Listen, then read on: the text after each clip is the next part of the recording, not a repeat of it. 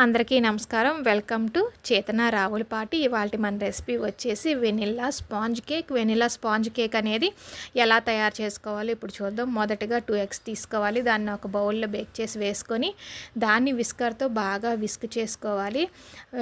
Egg beat అనేది మంచిగా నొరగ వచ్చేలాగా బీట్ చేసుకోవాలి. తర్వాత దానిలో షుగర్ పౌడర్ అనేది యాడ్ చేసుకోవాలి. 1 కప్పు మైదా తీసుకుంటే అదే కప్తో షుగర్ తీసుకొని పౌడర్ చేసుకొని దాన్ని కొంచెం కొంచెంగా ఎగ్ మిశ్రమంలో కలుపుకుంటూ విస్క్ చేసుకుంటూ ఉండాలి. ఒకేసారి వేస్తే ఉండలు చుట్టుకుపోతుంది కాబట్టి కొంచెం కొంచెంగా వేసుకొని దాన్ని రెడీ చేసుకోవాలి. అలా రెడీ అయిన మిశ్రమంలో 1 స్పూన్ వెనిల్లా ఎసెన్స్ అనేది, 1 అరకప్పు ఆయిల్ అనేది, ఫ్లేవర్లెస్ ఆయిల్ అనేది యాడ్ చేసి మంచిగా ఆ మిశ్రమంలో మిక్స్ అయ్యేలాగా విస్క్ చేసుకోవాలి.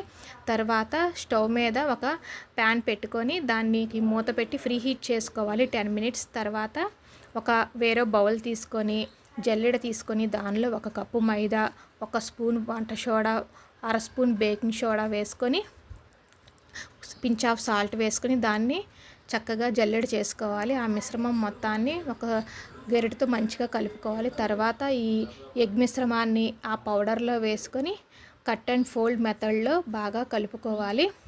బాగా కలుపుకున్న తర్వాత ఒక అర బౌల్ మిల్క్, కాసి చల్లార్చిన మిల్క్ని తీసుకొని దాన్ని కూడా బాగా కలుపుకున్న తర్వాత దాన్ని కేక్ టిన్లోకి వేసుకొని దాన్ని 3 టైమ్స్ ట్యాప్ చేసుకోవాలి. అలా ట్యాప్ చేసుకున్న గిన్నెని తీసుకొని ఫ్రీ హీట్ చేసుకున్న గిన్నెలో పెట్టుకొని మూత పెట్టుకోవాలి.